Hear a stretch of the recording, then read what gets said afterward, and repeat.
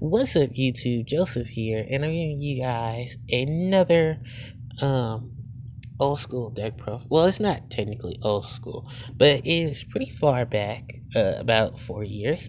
So this is pretty much a reconstruction of a old Harpie deck that I had when Lord of the Tachyon came out. So this is between Lord of the Tachyon Galaxy's release, the Judgment of Light set, and Legendary Collection Joey's World. So, do advise most of the cards in this deck are either banned, limited, or I ran them inside. Mentioning Thunder King Ryo, who was side deck, because I think he was still at 2. Heavy Storm, which isn't in there because that was sided. A ton of anti-spell fragrances, because those are side decked. And I did not run the Mist Valley version, and I don't own Debris Dragon, so Debris, and most of the plant stuff. No, just Debris Dragon is in here, because that'd be another search target. So, alright, I want to go through the deck. So, we're going to start off with Triple Harpie Queen. Harpie Chandler. So, upon her release date, Harpie Chandler is pretty much, and still is, one of the best Harpie monsters in the game. She can discard one Harpie card from your hand, and summon one Harpie monster from your deck. And if you control the Dragon type monster, her level changed from 4 to 7, and she was treated as a Harpie monster while she was on the field in the graveyard. And because of her release, she made cards like Harpie's Pet Dragon more useful and easier to summon. This deck does conspire the Elemental Dragon setup. I did try to go for an Elemental setup where I was using one of each dragon, but that kind of panned its way out, and a lot of Harpie players, when we went over that, did not agree to liking that deck either. So, yeah. But, of course, Harpie Chandler, MVP, main deck monster. Following her are Triple Harpie Queen, because she was still our 19 beater, she was still our field spell searcher, and pretty much now that counted as 9 Harpie monsters in the deck, thanks to the release of Harpie Chandler. Then we have 2 Harpie Lady 1 and a Cyber Harpie. Cyber Harpie, beat stick Harpie Lady 1s, get an additional attack boost so you can run stuff over. And these are your primary Elegant Egotist targets because they are Harpie Lady, no matter where they are. Thanks to Joey's World, there was a line that was added into significance of that so that you can clearly remember that, because they do have Harpie Lady in their name. I don't understand why they wouldn't be treated as Harpie Lady anywhere else. Because of 1, 2, and because of 2, 3 and vanilla. Okay, so I take that back. Harpie's Pet Dragon. So no one's gonna like the fact there are 2 dragon in this deck. Although we're running Tempest, even in that build, I still agree Tempest was a very ugly match to Harpies, because your only tuners that you could probably remotely get were dragunity tuners, and even then, you'd have to be careful because you didn't want Chandler to be on the board with one of the tuners. She becomes 7, and then you'd be stuck because you need a level 4, or level 1, and you'd have to make either a level 8 or level 11. And if I'm not mistaken, Star Eater didn't come out till the Judgment set, which was between, I want to say Shadow Specters and Lord of the Tachyon Galaxy. So, yeah, 2 dragon. And remember, these were easily, these were easy to get to because Harpie Chandler is our level 7, is our summoner monk, and she can put him onto the board. I'm sorry, I'm not really having much to say. 2 Tempest, the Dragon Ruler of Storms, and 2 Lightning, the Dragon Ruler of Drafts. So when the Dragon Rulers came out, everything that was remotely good that was a Dragon at level 7 was completely expensive, i.e. all the rank 7 monsters. So now that I do have the access to them, I can actually build the deck with level 7 rank 7 exceed monsters. The major problem Harpie players had with Tempest is the fact Tempest had to banish Harpie i.e. when monsters from the graveyard are in hand to search summon itself. If you did not use lightning, it became more efficient when people were playing when the dragon rulers got hit to 1 and the babies got banned. The babies are completely useless now in the current meta because of the fact that the dragons are all banned and they're not. So they really don't. You don't see them. They're just there. Although some of them have really good attack and defense, they aren't really immensely useful. You can't search for them outside of more typical dragon support. And Tempest and them coming back would kind of just be. It would be efficient, but then we don't want another crazy dragon ruler format. So. Next is 2 flying common carry number 2. Pretty much anything with 15 or less attack is just easy to summon in this deck. And remotely so, once we got Dancer, this pretty much just got kicked out. Like a lot of stuff you'll see in this deck remotely just got kicked out because you're either going to play rank 4 or rank 7 and you didn't run dragunity stuff. You didn't run any of the dragon stuff pretty much. Unless you ran Harpie's Pack and you were probably wanting one of that. If you wanted to run 2, I mean, you could, but it'd be pointless because you'd only search for Tempest, or you pretty much can only search for Harpie's Pack if you use Tempest as effect. So, to search for a wind monster. Next are Dragunity, Darkspring, Dragunity, Kreseska. These 2 are pretty much the dragon tuners. And Debris would be here as well, just because you can summon it off of Tempest, or search for it off Tempest. Other than that, there was really much just here to be tuners. You had Effect Veiler, who was spot on, but that was a waste of a normal summon. And at least with these guys, you can banish them to summon Tempest. For the spells, triple Hysteric Sign, triple Harpies Hunting Ground, starting off the bat, and 1 Elegant Egotist. So with this lineup, pretty much was the Harpie Call. You had Hysteric Sign, which was able to search for your Harpie card and add them to hand when it was destroyed. Or you can add Elegant Egotist from your deck to your hand. 1 Ego was all enough, and even now, with the debate between 1 Ego or 2, most players are now going back to the 1 Ego. Just because I think most sets just ran the 2. Because when we look at the LCG builds of Harpies, they were running 2, but it was only just to speed up the deck and speed up the process. Maybe in Link format, we'll be seeing doubles of Ego, just so that you can see more Harpie plays, or at least see the Ego if you don't see the sign.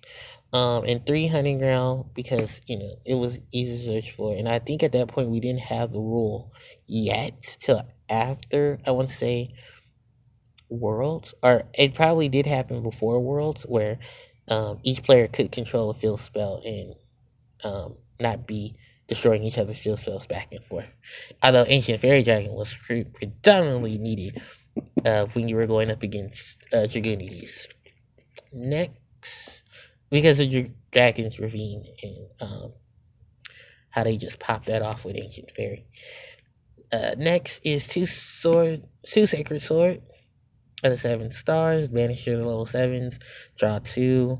You can use it with Chandler, which tends to be a bad idea, but that's only a last resort.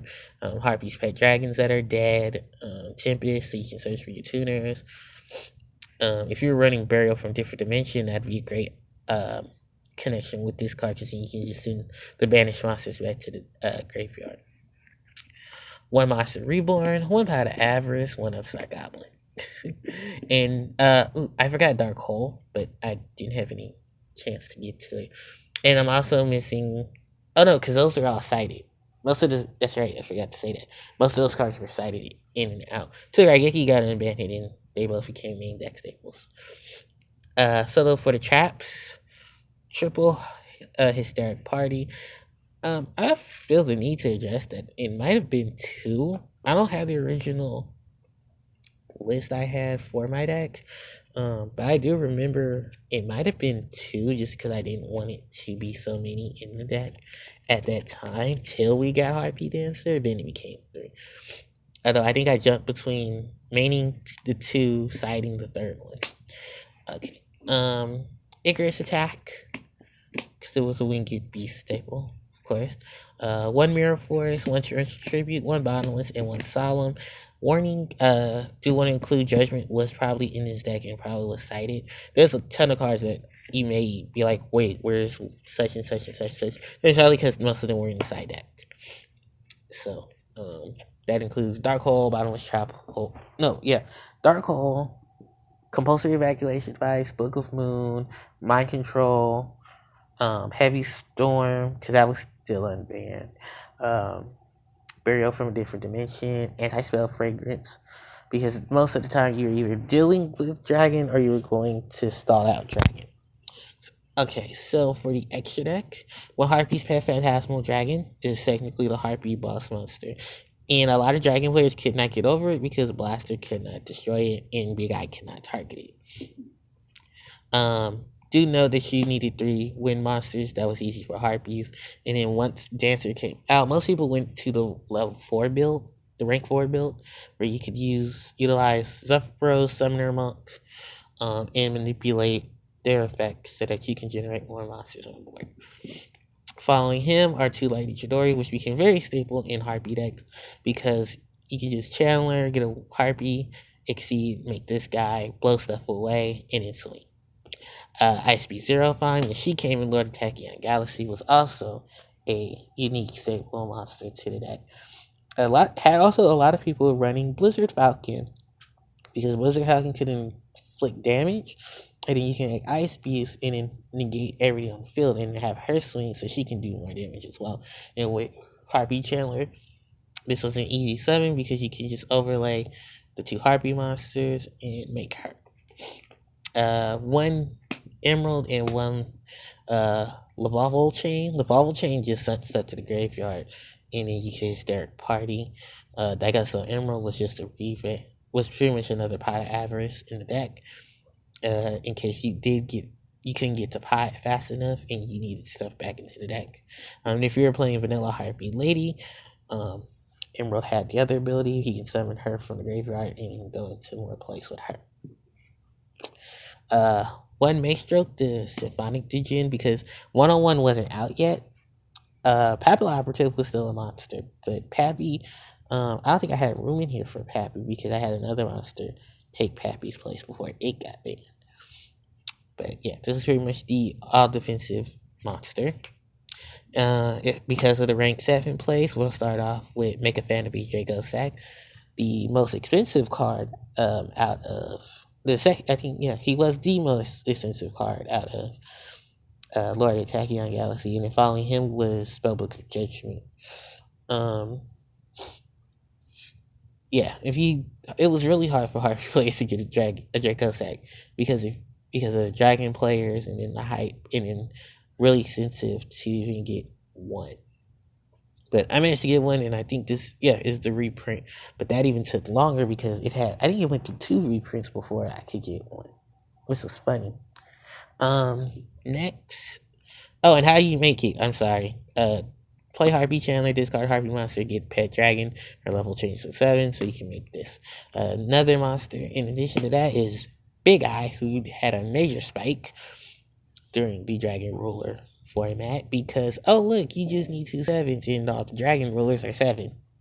So easy come ups. Take 2 Dragon Rulers, search for the other 2, and then make Big Eye, and then steal. And it was pretty much Big Eye War because the last person to make the last Big Eye is the one who has control over everything on the board.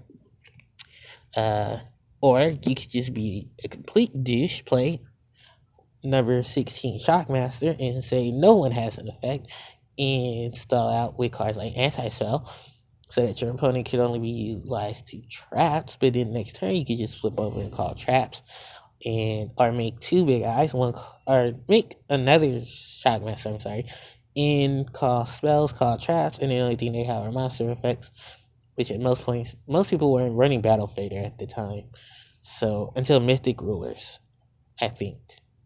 Don't quote me on that, but I'm sure stuff like Scarecrow and Battle Fader were probably not really used. Well, were probably used as stall out tactics till something came up, which also caused Shockmaster to get banned in TCG because it's real easy just to get over a lot of stuff.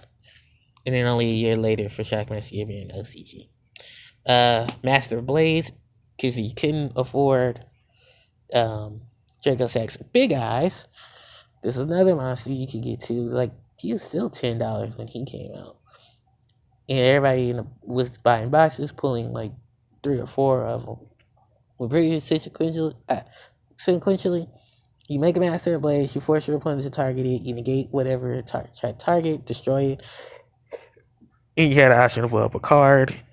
If you had a sign already activated or set, you can just blow that up and then get ready for your swarm next board.